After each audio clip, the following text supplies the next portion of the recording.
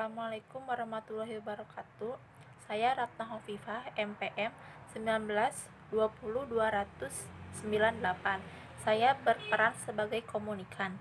Assalamualaikum warahmatullahi wabarakatuh. Saya Ispira Intiara Uma, NPM 19-20-20-082. Saya di sini berperan sebagai komunikator.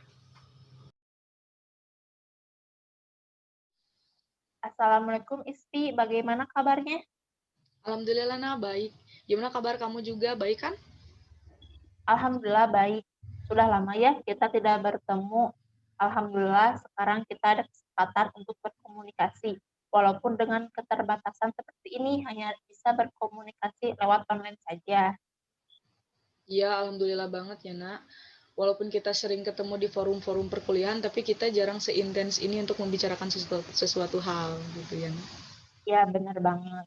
Sebanyak COVID-19 ini kondisi masyarakat semakin menurun saja ya, apalagi di bidang perekonomian sangat terasa akibatnya. Apalagi bagi masyarakat kecil, dampak dari pandemi ini sangat nyata terasanya. Aku mau tanya nih, Ispi, bagaimana sih pengaruh dari pandemi ini terhadap perekonomian di daerah kamu? Kalau bicara perihal pengaruh ya pasti berpengaruh banget ya, Nak. Apalagi di sektor pertanian, industri, dan juga pelayanan. Kalau kita bicara general atau keseluruhan nasional lah.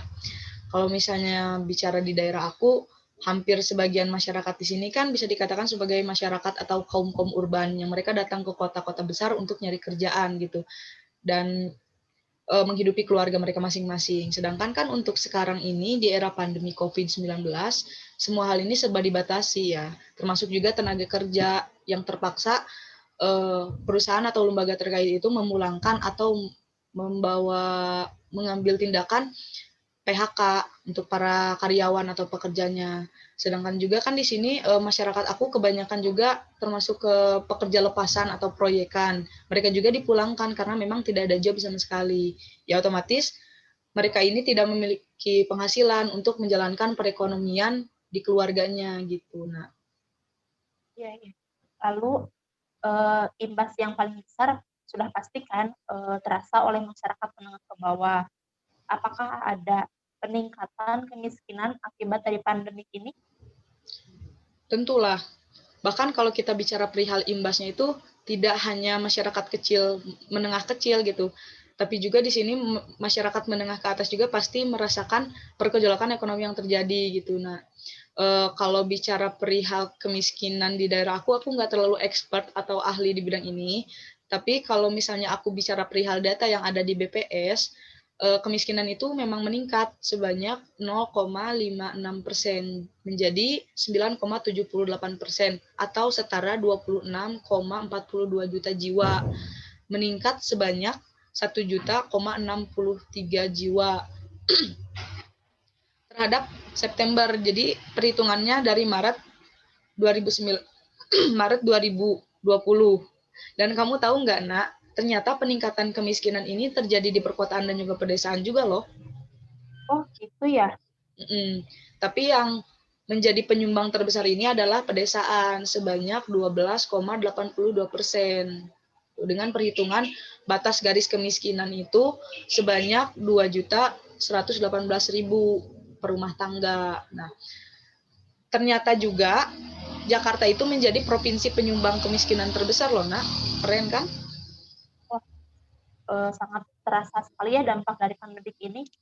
Lalu, apa ada nih hal-hal negatif yang terjadi akibat kesulitan perekonomian yang dihadapi oleh masyarakat di daerah kamu? Kalau kita bicara perihal hal negatif pasti terjadi ya. Tidak bisa dipungkiri bahwa kesulitan ekonomi ini mengakar dan bercabang ke berbagai sektor kehidupan gitu.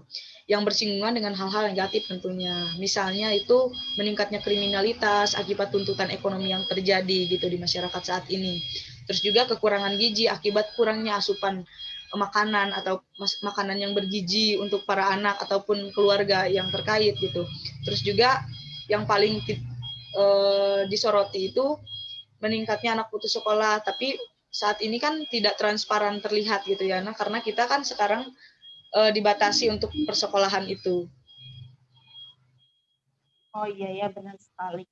Lalu nih yang terakhir, upaya apa sih yang dilakukan oleh pemerintah setempat kamu untuk minimal menekan angka kemiskinan akibat dari pandemi ini? Kalau bicara penekanan angka kemiskinan itu perannya pemerintah pusat kita ibaratkan gitu ya nih. Contohnya itu kayak bansos atau bantuan sosial secara tunai ataupun sembako, juga ada subsidi dan diskon listrik yang dirasakan kita sampai saat ini. Katanya itu sampai April itu.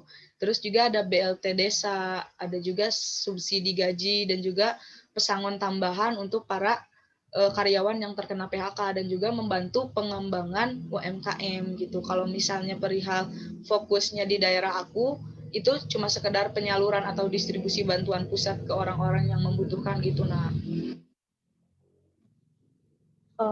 Sangat besar sekali ya efek dari pandemi ini. Sudah tak terasa mau 2 tahun saja kehidupan berubah akibat adanya pandemi ini.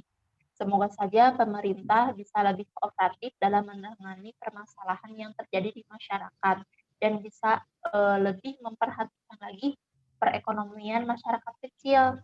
Dan yang paling terpenting kita berdoa bersama-sama semoga musibah ini cepat berlalu. Terima kasih Ispi atas informasinya, benar-benar sangat bermanfaat nih.